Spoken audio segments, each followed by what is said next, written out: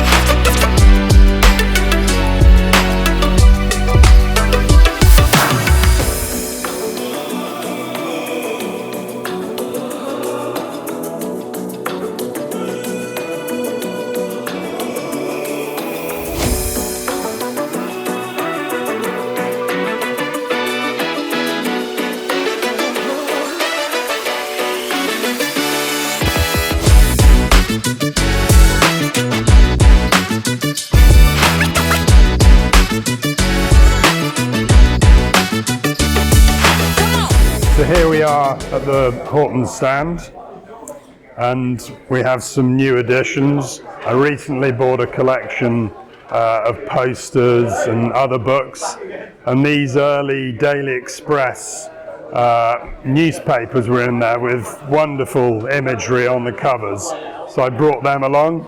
I also had an original 1979 British Grand Prix poster, and Silverstone Rivet Supply World Manufacturers Championship 6 hours poster. I also have the original race program for this as well. And actually here, one of the best things I have to offer is I have nearly every world champion's signature, starting with Farina, then we have Ascari, Fangio, Hawthorne, and so on, all the way through to Lewis Hamilton. I'm missing a couple of signatures, but yeah, I'm really quite proud to have that selection of signed books and photographs. We also have a really good selection of Grand Prix related books.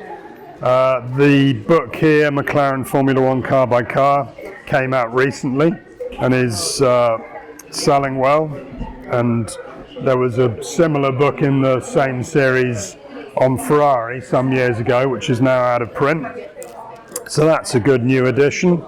Of course, some books that are now becoming classics, Super Bears, which has been selling incredibly well since it came out about a year ago. We also have Derek Warwick's new book, which was launched at the RAC in London last week, and these are all signed copies. Derek was here earlier on, and so we're really pushing that book. Also in the cabinets we have some wonderful patches and stickers, and we have a non-motoring related item, which is a 1966 World Cup program, the famous year that England won the World Cup and haven't achieved much since. So I thought I'd bring that along, as it's the European Championships and England are in the quarterfinals this Saturday playing Switzerland, so come on England. And also just show you around the back of the stand we have some other posters. This poster here, produced by Lotus, is an incredibly rare poster.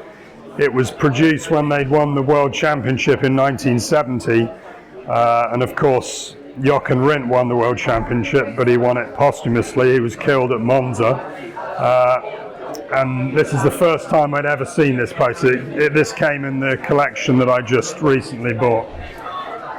And at Bewley Auto Jumble I managed to find this wonderful Brands Hatch poster with the JPS Lotus. I love the imagery of this. And then we have some other very colourful posters. This is from the Motor Racing Showboat event in 1972. And just the design of it really captures that era. And then we have another Silverstone poster and a wonderful Formula Atlantic Brands Hatch poster. Again, fantastic imagery. We then have some other signed books in my World Championship collection. So we have Nigel Mansell, Faster by Jackie Stewart, Damon Hill on Top of the World, and this copy of the Turbo Decade, which is signed by all of these people, including 4 world champions. So this is a particularly special piece.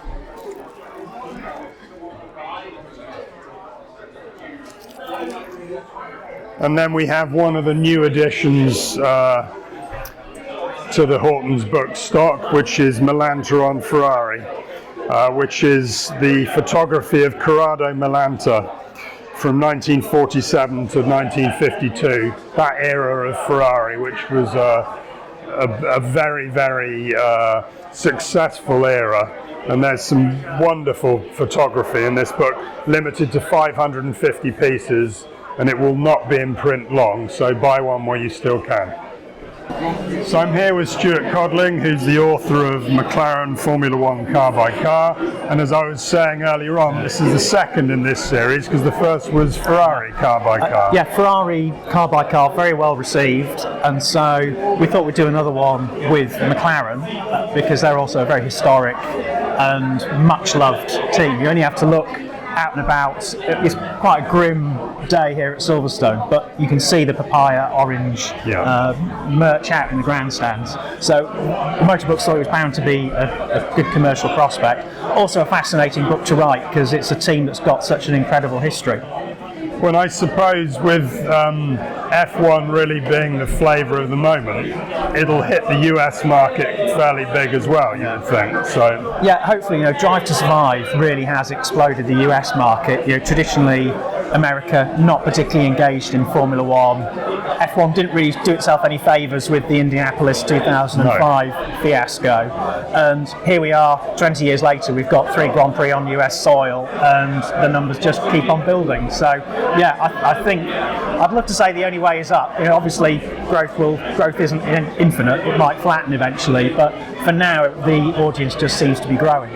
And so what are your next projects? What are you working on at the moment or thinking of working on? Well, there's a big anniversary coming up for Formula One next year, the 75th anniversary of the World Championship.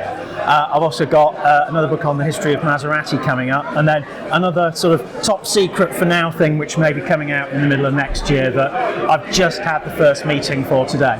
So is the Maserati book more looking at model by model, or it's a written history of Maserati, or what sort of book will it be? It's going to be smaller and more portable than this one. It's part of a series done by Welbeck. I've already done the history of Ferrari for them. History of Lamborghini is coming out in another month or 2, I think. And they said to me, would you like to complete the Italian trilogy and do Maserati as well? Which is sort of a mark that's very much history is woven in and around those other great Italian sporting brands. So also an irresistible subject for a book.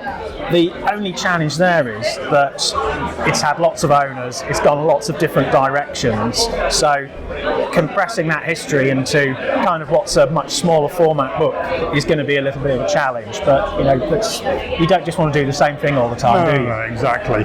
Well, thanks for your time. I better let you go because you're about to have a chat with David Richards and enjoy the Grand Prix. Thank you very much. Thank you for selling my books. No problem. Thank you. So I'm here with John Watson, who is a huge motoring book fan, and I've sold many books to over the years. So, 1981, you won the British Grand Prix.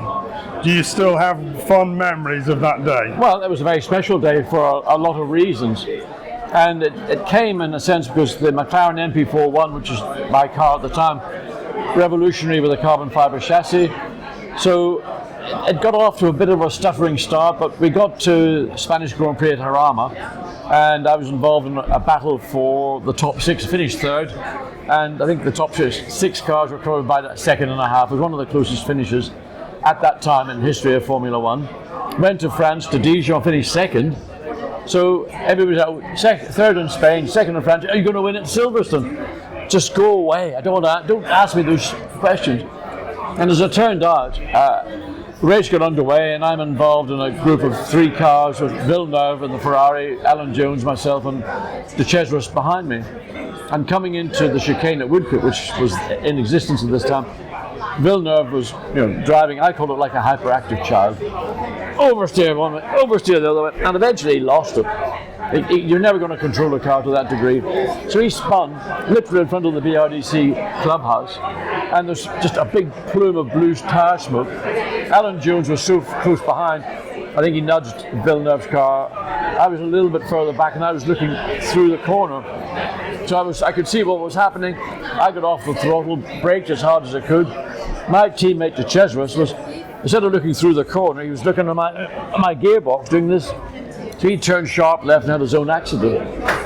When the smoke cleared, I found myself sitting in the sort of middle of the racetrack, but the engine had stalled because I had to brake so heavily. So had a little bit of momentum, put the fuel pump back on, put it back into gear, boop, boop, boop, boop, boop, boop, boop, and off it went. But I'd lost about 7 or 8 places. So I thought, sod that for a game of marbles. But the car was really good, and I caught and overtook people. At the same time, I think Piquet had a tyre failure or a mechanical failure, I'm not sure which of the two. So he was out. Prost and the Renault then had a mechanical failure, and he was out. And then it was Arnoux and me. And eventually Arnoux likewise had a similar problem to Prost. So he was going slower and slower. And with about 10 laps to go, I got past Arnoux up into Beckett's. And that was it. So once I got the lead, all I had to do was just drive, keep my concentration, and just bring the car home. But the thing that made the day particularly special for me, just as me, not just the team and whatever else, was that there was a reaction around the racetrack, which was all of a sudden the crowd were garnering effort to help me win the race. I'd never seen this, I never had experienced it. And on top of all that, Ron Dennis in the pit lane going, slow down, slow down. I was slowing down, but I was doing it my way. Yeah. And that was just by reducing RPM and lifting and coasting a bit into a corner. But the lap times didn't vary very much, only by about 0.3 of a second. Yeah. And then finally took the checkered flag, which was a special day for McLaren because the support that had been put into this project by Marlboro particularly, but Ron Dennis and John Barnard, transforming McLaren from the team they had been into a fully modern, technologically driven team. It was a big sigh of relief, a big, wow, we've done it. And then I stayed on after the race. Well, first we did a lap of honour, and Reutemann had a hair up his backside because he was pissed about finishing third. Jacques Lafitte came with me, he was second, and we're on the back of a flatbed TK Bedford truck, and coming out of Copse and going up towards Beckett's, all of a sudden the racetrack, you couldn't see it because race fans had come over the spectator areas onto the race. I said, Jacques, what is going on? And he turned around, John, they're doing it for you because of what you've given them today. Never experienced There it. was a big crowd in 81. Well, there was about 60, 70,000 maybe. It's a Saturday, by the way. You may remember in those days the British Grand Prix at Silverstone was on a Saturday. And so we finished the lap, and I then spent, I don't know how many hours, out on the pit lane and signing autographs. I didn't get away from the racetrack until about 9:15, 9:30. Now, I'd flown in that morning with another team. They had a plane from Kidlington into Silverstone. But they'd gone. So how am I going to get back to Oxford to get my car to drive back down to Cookham where I was staying? And eventually, it was a very special day. My family happened to be present as well. They were sitting at Copse. So they saw their brother or their son win the British Grand Prix. So that was another little sort of jewel in the crown of the success of the race. So, well, okay, winning the race was the key to it, but there are other elements which I feel, and it's really the reaction I enjoyed from the fans that made the weekend so special. Because even now, I'll meet people at an airport or wherever, and somebody say, "Are you John Watson?" Why? No, just I was at Silverstone in '81, and half the time these are men that were probably children when they were there. And it's very flattering that even after all that length of time, people are still kind enough to come up and say, "Look, I was there. It was a very special day." And I think it was, and one of the things also that was marked it out was Mary Walker noted, I think, during the commentary and post the commentary, that it was a popular win, but there's a lot of love as well, which isn't always the case. No. But all those elements came together, and I think it was a fantastic outcome.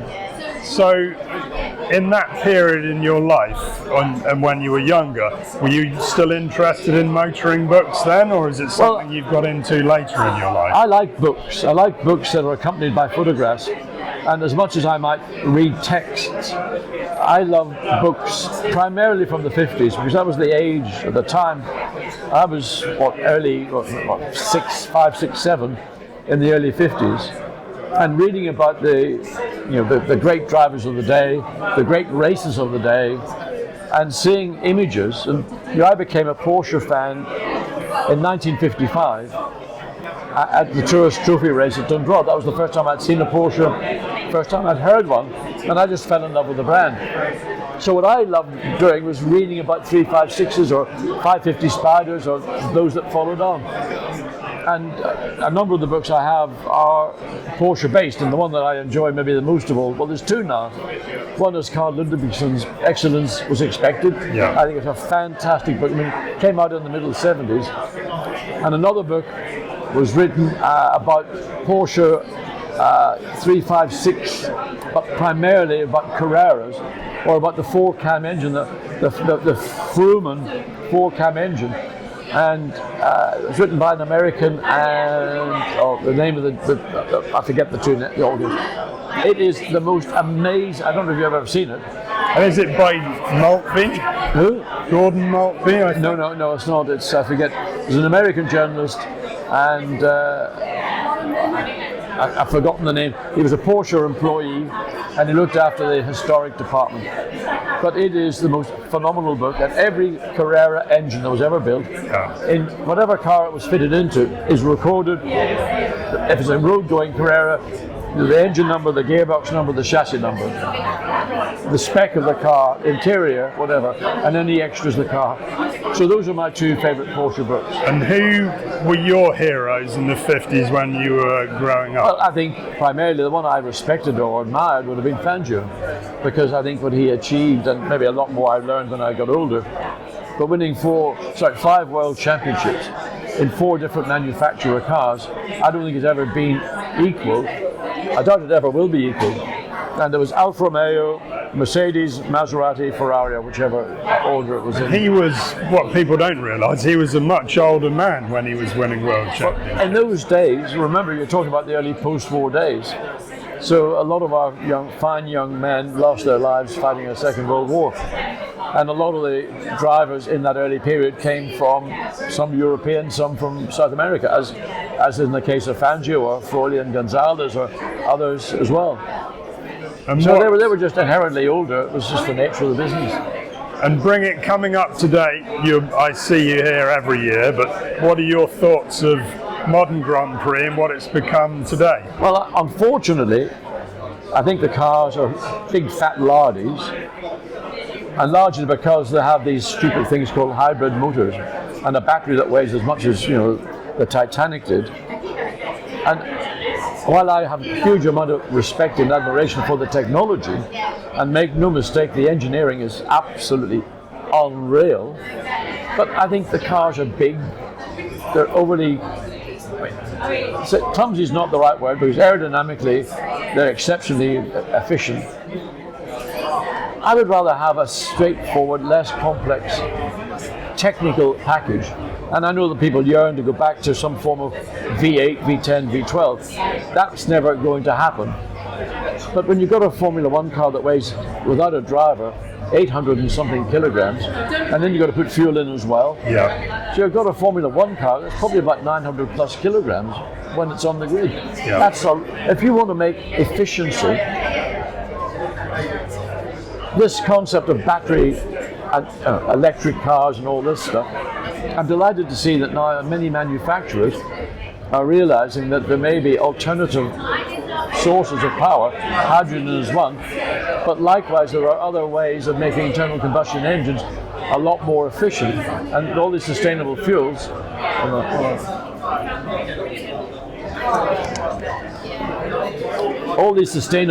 are going to produce a long life or a longer life for internal combustion engines. Yeah. And I would love to see that being acknowledged. And I mean, having a Grand Prix car with a start weight of 900 kilograms is nuts.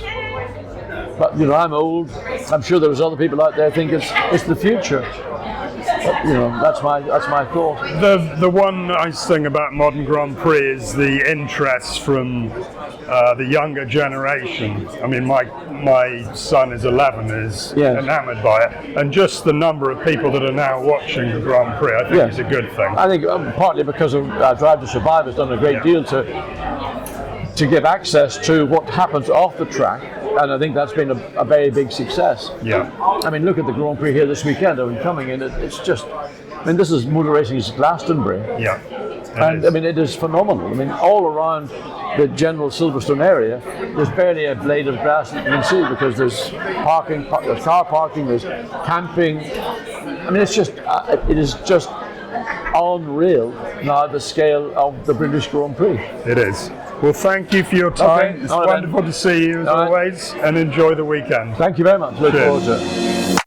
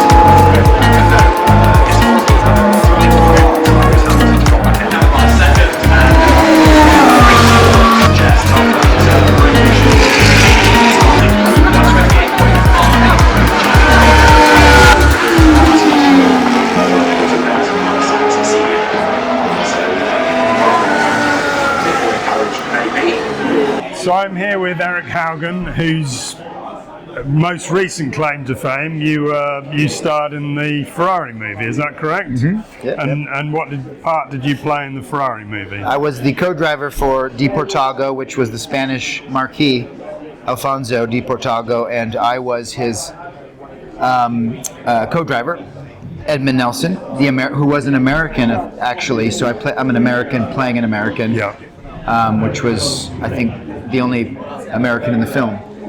But it was we great. met some weeks ago in Maranello. We were having dinner, or I was having dinner with my family in Montana, and you were there, and the kids had a picture with you, and that was fun. You were out there working on your new project, which is the new Tazio Nuvolari film. Basically, so Piero invited me to see the new F1 car that day. So they were doing the new Ferrari 24, F1. Yeah. So I went to the track Fiorano and was, part of that, and then went to have dinner and meet with the owners of the restaurant, and take some pictures and things, and then we met. But now, it's basically, now that is more or less old news. Let's say it's really focusing on the next project, which is basically the prequel. Yeah. You know, Tazio Nuvolari and Achille Varzi and Enzo Ferrari. So, which is hugely important because the whole vision of Ferrari came from that era. Enzo had such vision. You know, running La Scuderia Ferrari, running Alfa Romeos, and that will be a hugely exciting project. Right, and it's a thing that no one really knows how the origin of F1 kind of originated from Grand Prix racing in the 30s. Yeah, and it's a story that I think needs to be told, and I think everyone's gonna love it because it's similar to like a Seabiscuit on wheels, you know, and the superpowers of Italy and Germany and Great Britain and France, and it's exciting. It's been an exciting and challenging project, I imagine. And have you got actors in mind that you would like to potentially use? Many actually, and some I've spoken with and they like it, but it's really about the studio or the streamer or the talent agents or kind of the guardians of or the gatekeepers, we call them. So things just constantly change. It's essentially a long process. I've been working on this for 10 years and this specific story in this book for 5 years. Yeah. And it's becoming, I think now that Formula One has become bigger in the US because of Miami and Vegas, added on to Austin, and the Ferrari movie came out, and now the Brad Pitt Formula One film, and this is just going back before Formula One. Yeah, yeah. And it's important for people to find out about that era as well, as it was, you know, with the Ferrari movie in the 50s and the characters around that time. Well, it's really good to see you again. Absolutely. I look forward to when the movie comes out. Right, and, right. No, good luck with everything. No, absolutely. Good to see you. So I'm here with Paul Smith, and I've known Paul since I was about yay big. So Paul drove for Charles Ivy Racing at Le Mans and other events during the late 70s, 80s. And that's when my dad was involved in timekeeping for Charles Ivy. So we've known each other for many years. We have, since you were absolutely tiny. And I remember you were a right tearaway when you were young as well. So yeah. And we've talked about those times often because they were wonderful days. They were. I think probably we had the best of Le Mans, although recently it's obviously had made a bit of a comeback the last couple of years. But I think the early 80s, particularly the Group C era, was absolutely fantastic. And also what a privateer team could achieve was just incredible. Absolutely, and Charles was definitely one of the best from that point of view. He certainly knew how to get the best out of a Porsche. He did. And he was very, very, very clever with some of the things that he came up with, and some of the strategies and tactics that he used were probably way ahead of some of the other people in the field as well. So.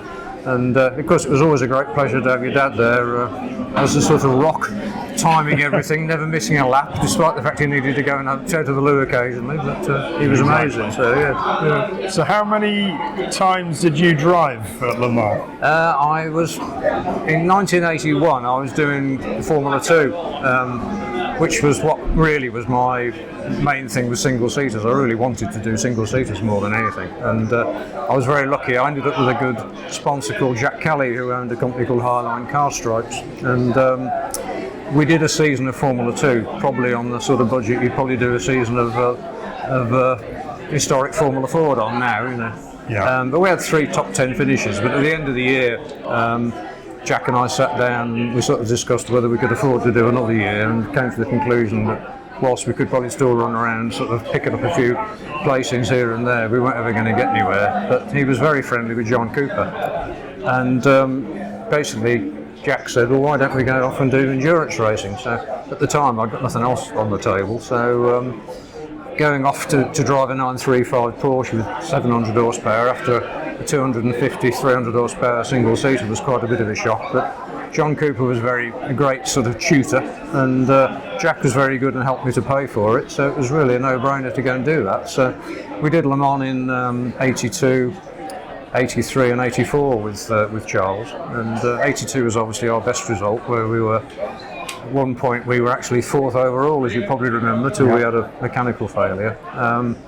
But 83 we won the class again. We won the Group B in the 930 Turbo, which was probably our best performance actually, because we came 11th overall behind 956s and the Sauber, and beat all the C2 cars, which was quite. And I think that year, Dad told me that he'd worked out that if the car had never stopped for a pit stop, it couldn't have finished any higher. That's right, absolutely which spot is on. incredible. Yeah, we never lost any time in the pits at all, I think. The only thing I remember was a bit traumatic with that, which was typical Chaz, was about 3 hours before the end, we couldn't get the left front wheel off the car. There was a big BBS wheel nut cross-threaded and stuck on. And I got in the car with 2 hours to go, and I remember he leaned into the car and said, "We can't get the wheel off." He said, "Don't use the brakes much." And then he stood away, and then he came back and said, "Ideally, don't use the brakes at all." Which around Le Mans was a bit difficult when you're doing 170 miles an hour down the Silverstone Straight, but still, yeah. Was that what year was Margie Smith-Haas driving? Margie Smith-Haas was 1984. That was our worst Le Mans, really. If I was going to be critical of Charles, it would be that he probably bit off more than he could chew in 1984. That's when we had the Raleigh Porsche. And also the grid. So instead of running one car, he tried to run 3. Yeah. And it didn't really work, you know. The grid ran out of fuel on the end of the first hour, if you probably remember.